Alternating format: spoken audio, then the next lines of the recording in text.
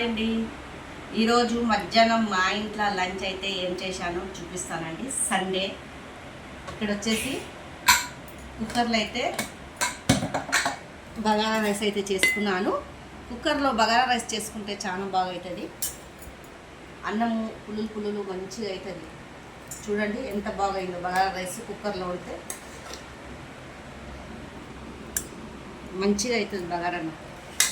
ఎప్పుడైనా కుక్కర్లో చేసుకోవాలా, టేస్ట్ కూడా బాగుంటుంది కుక్కర్లో చేసుకుంటే. దాంతోపాటు కాంబినేషన్ చికెన్ కర్రీ అండి.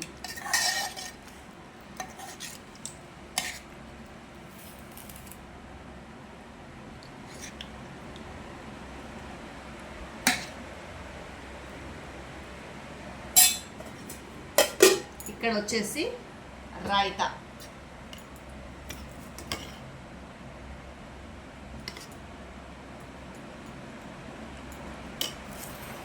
మీ ఎంతమందికి ఇలా వేడి bagara rice, chicken curry, raita ఇష్టం ఉన్నదో కామెంట్ బాక్స్లో కామెంట్ చేయండి. లైక్, సబ్స్క్రైబ్ చేసి సపోర్ట్ అయితే చేయండి.